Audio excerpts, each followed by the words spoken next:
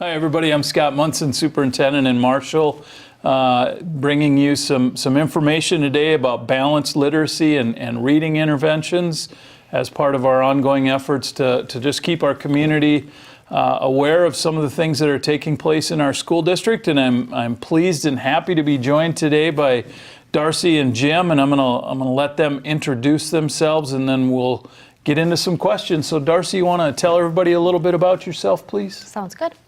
My name is Darci Love. I'm the principal at Parkside Elementary. And Jim. Hi, my name is Jim Gagner. I'm the principal at Westside Elementary School. Again, glad to have them here today. They both have been in our district, Darci for 6 years, and Jim for 3 years now, and glad to be able to work with both of them. They have the opportunity to work with our youngest learners, perhaps some of our most important learners, especially as what we're going to talk about, balanced literacy. It's a newer term to us. I'll just kind of throw a general question out there to both of you. What's balanced literacy? How do we explain that to people, certainly through this show or else if somebody comes up and asks us about balanced literacy? What is it? Sure. I think there's several different approaches to teaching students how to read. One of those is called whole language.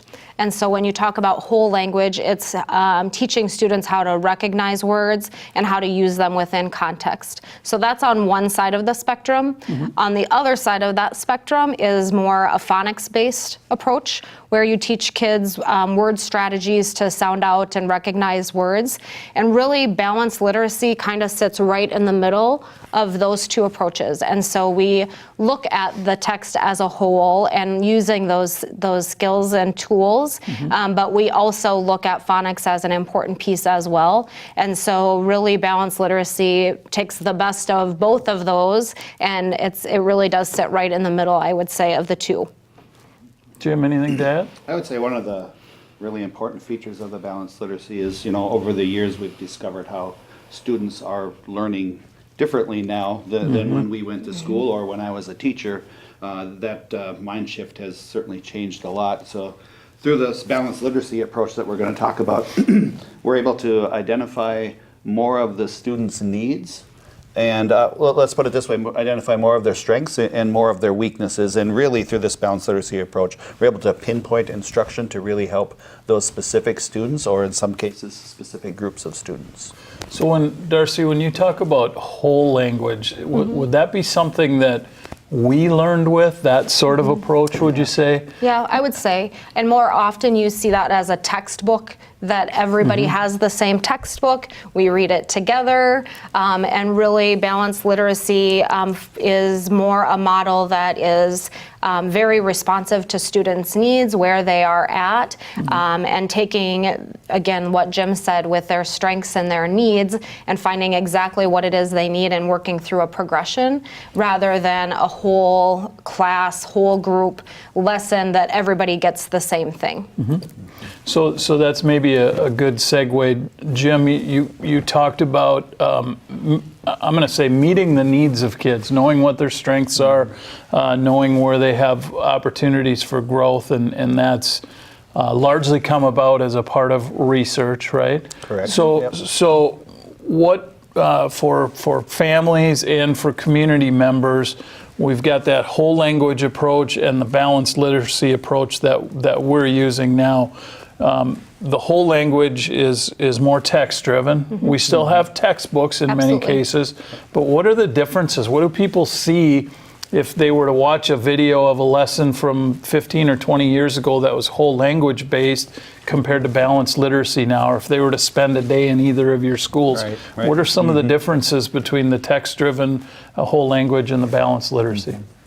I would say one thing, I do want to just kind of jump on that whole language, that whole group instruction that we still do, because there's certain mm-hmm. aspects of our third grade kindergartners, fourth graders, that we want to make sure every kid is introduced to and every kid's learning as they come up through the ranks of elementary school. One of the things you would see that every day in the course of instruction, but you'd see it for a shorter time than what we used to. Okay. So another thing that we would look at into our classrooms if you were spending that time in there. And over at Westside, it's designated for 90 minutes a day. So we'd see that whole group instruction, then we'd see a lot of a small group instruction also. And going back to what Darci was talking about, the meeting with the specific needs, whether it's phonics-based, whether it's the reading-based with comprehension, the reading fluency.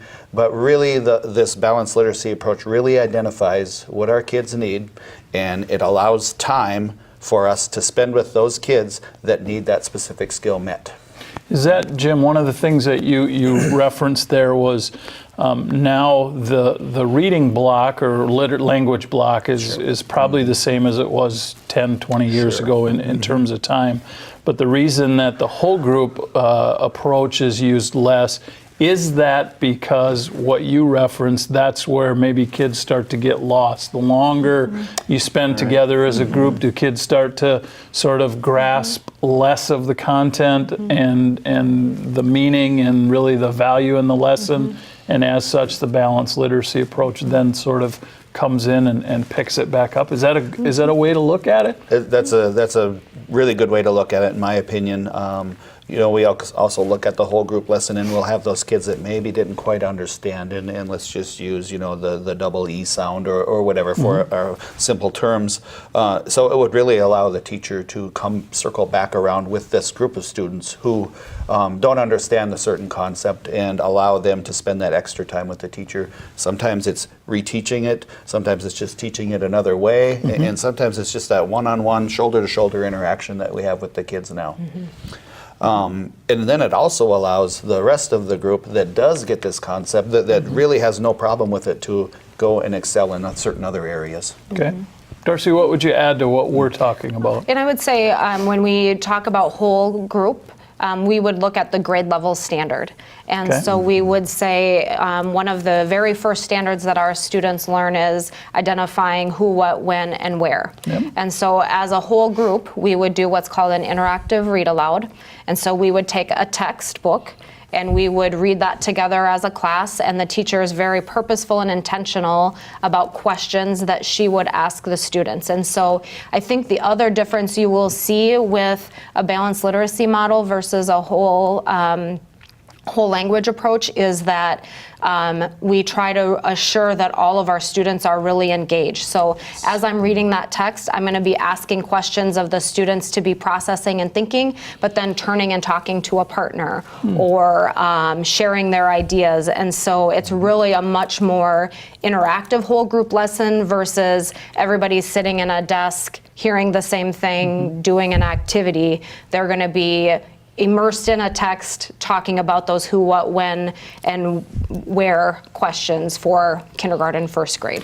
So do you feel philosophically, and I'm kind of putting both of you on the spot here a little bit, but philosophically, when you talk about the engagement, Darci, and I know that happens at Westside and in all of our buildings, but is that something because of the research, what we've seen with kids, their attention spans being shorter, and we almost need to do that, or we're going to lose them along the way? Is that fair to say? Again, I'm putting you both on the spot a little bit, and I apologize for that. No, I think that's very fair, and I just think, we've just learned over the years, all of our kids learn differently, and they all have this certain set of skills coming into school. And everybody has that special gift that they really excel at well, and we're able to identify that more. And some of them, maybe a struggling reader, and we're able to identify them and get them while they're early in the education process. So really, it's a really great approach for all of our kids. Whether we're enriching other kids and whether we're reteaching a standard, but we're keeping all of our kids engaged in reading. We're keeping all of our kids challenged, and that's where you lose some kids also if they're not challenged. And then and then sometimes we're just relearning things for them.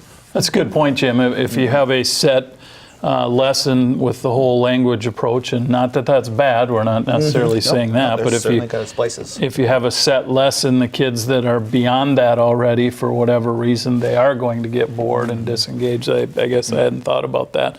So we still have the whole group. Jim, you talked about shoulder to shoulder, small group interactions with the teachers. Darci, that takes place in Parkside as well. What?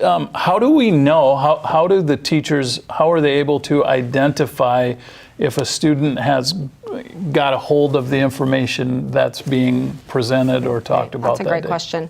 And I think there's two pieces to that.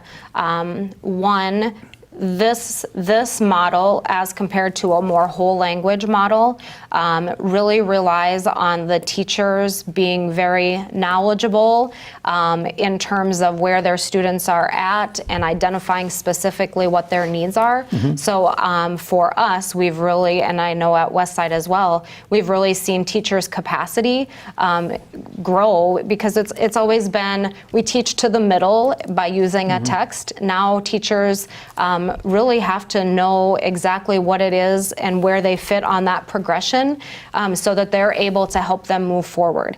And so they really rely on, there's a progression that's identified by Fountas and Pinnell, and so it says a student who is at this level, this is where they're at in their reading process. Okay. And so these are the questions, and then these are the steps to get them to the next level.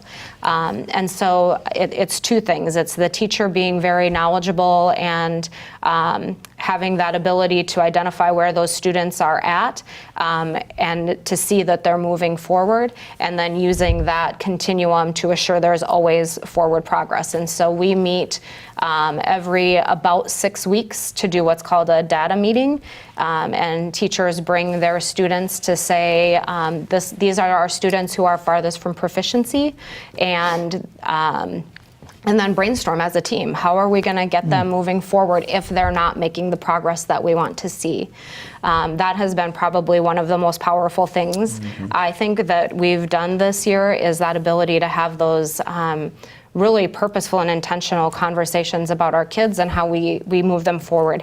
When we say all kids are going to learn how to read, we mean all kids, not most of them, but all of them. We want all of our kids to be able to read at grade level. It may not happen in kindergarten, but it's just not yet. It's going to happen. It's just, it's getting through that progression. Jim, anything to add to that? Well, I would just say the types of assessments that we're using now, we're feeling really confident about the information that those assessments are giving back to us. And then I would just kind of go off that leveled approach, and it's basically an ABC system, and we identify our kids where they're at in a certain spot. We're looking very closely on how they can move up to the next component. And that relies a lot on the teacher to judge that. And then I just wanted to add, 3 times a year, we will revisit that assessment to make sure our information that we think we have is accurate. So that really gives us a good solid base to begin instruction again, and kind of a time to regroup again and assess our students and move forward with instruction from there. It's a lot of work on the part of a teacher. It is. We're no longer doing a reading lesson plan. It's more like reading lesson plans, because we'll have several students at several different levels, and then we'll look to design lessons and have instruction designed to help them increase with their reading abilities. So, and again, I'm Scott Munson, Superintendent and Marshal, being joined today by Darci Love and Jim Gagner, principals at Parkside Elementary and Westside Elementary. We're talking really about reading, language, comprehension, literacy, all of that, but we're kind of focusing on the balanced literacy model. Both of you have talked about the importance of quality staff, which we have, I believe. I think, Jim, you talked about lessons. We don't have a reading lesson. Teachers have reading lessons now, and I think that's just a little bit of a insight into how hard our folks have to work, because this is important stuff, obviously, and maybe the most important skill that we can give our students when they graduate, but it is a lot of work, but it's rewarding also. Let's talk just briefly about assessments, because I know that's a question that I get in the public a lot. Boy, why are you always testing or assessing your students? You folks have touched on it a little bit, but expand a little bit on the importance of the assessments that we give, the BAS, NWEA, just classroom assessments. And I'll throw that question out to both of you. Sure. So I would like to maybe use a parallel to the medical field. So we all go in for our physicals. That I would consider a screener. Some of us do. Okay, that's fair. So we go in for our physicals. That's our screener. That's to see if there's anything that we maybe need to look at a little bit more closely. Okay. And so that would be equivalent to maybe the NWEA. That would give us a red flag. If there's a student who maybe isn't at the grade level that we want them to be, or at the level that we want them to be, that would be cause for us to look a little bit more closely. Yep. So that would be your screener. And then there are, once you've been identified as maybe needing a little bit more, there's additional tests that they might order. So we saw this in your blood work, we're gonna test for X, Y, and Z. And so really that's what the BAS would be, is really pinpointing and identifying what exactly our students need. So that would be the BAS, or the benchmark assessment. And then just the confirmation of overall health and wellness, that would be more like your MCAs, and even NWEA to an extent too. We just want to get a big picture view. How is everybody doing? And so what we see is those in-between tests, the BAS, and several of those being what really helps us know what to do with those students next.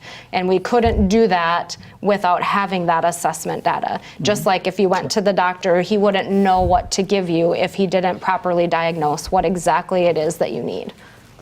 Yeah, that's a really good analogy. That's I a gotta tough remember one that. to follow there, Mr. We got to Munson. record that. We got to play that recording back whenever we have questions, don't we? Can I give my analogy? Because mine's more sports related. Sure. So absolutely. our NWA is actually like tryouts. Is we're going to come for a football team. We're going to try out for this year. We're going to see where we're at. Our BAS is position focused. Okay. All right. So I'm not going to have my offensive lineman running receiver routes.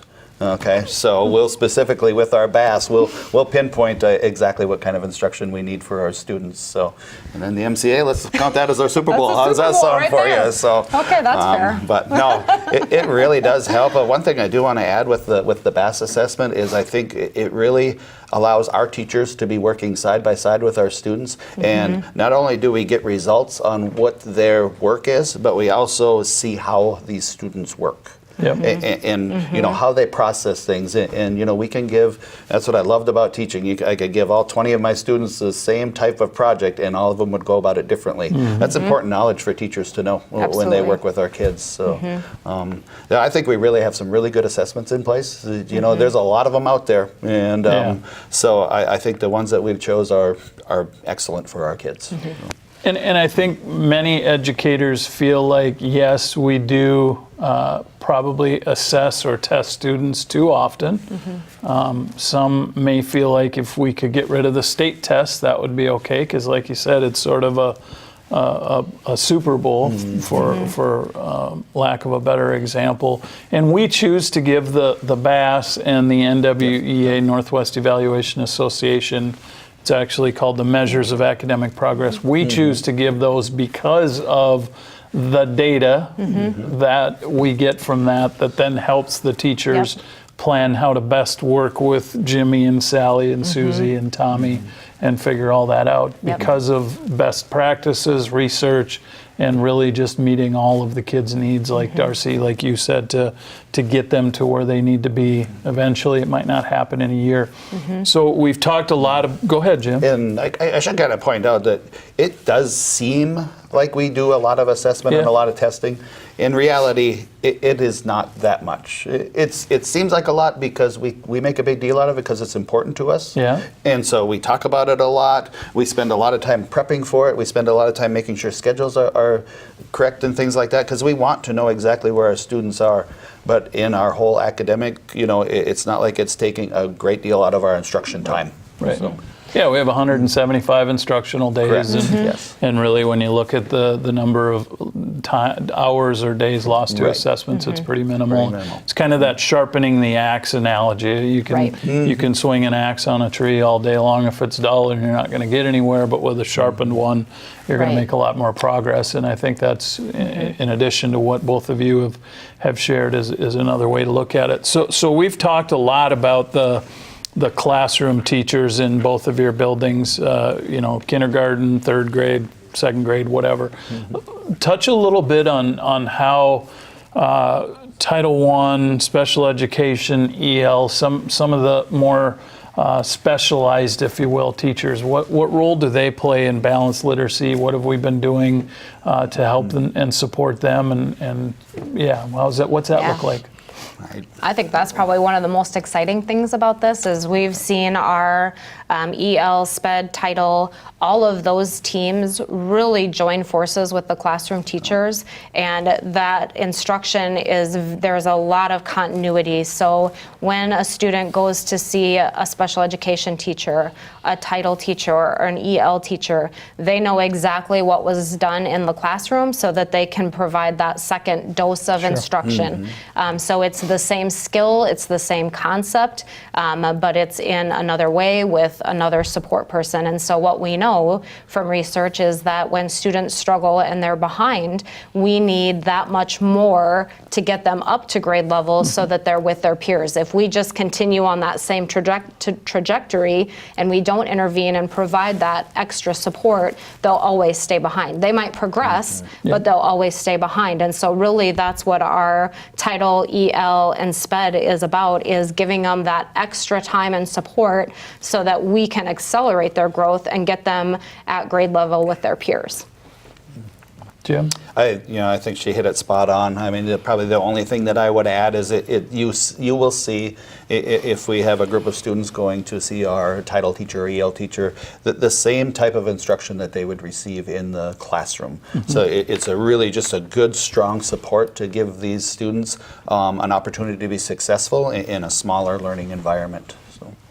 I'm going to go back to an example that you used, Jim, just to clarify, because I think this is a really important point. The collaboration that all of the specialists and classroom teachers have together. I think it's fair to say that historically in public education, a student might be working on the double E concept in their classroom with their teacher, and then when they get that extra level of support in special education or EL or Title, they might be working on the long A sound. There's no connection there. Right. Yep. And what I've learned about balanced literacy is that I'll say bridge that gap or cut that down or whatever, and now it's more aligned and more deliberate and really I think more effective and helpful to students. Is that accurate? Yeah. And I would say that we've always done things that we felt were in students' best interests, and we've always tried to do our very best. And so we've always just said, as we learn more and know more, we want to do better for our kids. And really that's what this is about, is that, we did do that with some of our kiddos. We had them go to the special ed teacher, and they might have something completely different within that time than they did within the classroom. And so when we started to take a look through this balanced literacy approach at our students who were farthest from proficiency, we saw 2 to 3 transitions within a day, and maybe 3 to 4 different learning targets that they were looking at during a day. And so as soon as we were able to really streamline those transitions and assure there was continuity in their day, we've just seen kids take off and really excel and learn because we've been able to really utilize this balanced literacy model to assure that we're all on the same page. So when you're at an A, I know what that means. The classroom teacher knows what that means. The interventionists know what that means. Everybody's on the same page. And they know exactly what they should be teaching, how they should be teaching it. They've talked. They have a script you know, to work with these kids. And I agree that we gave some of our most struggling students the hardest challenge for any of our students to handle. And With now, good intentions. With good intentions, yes.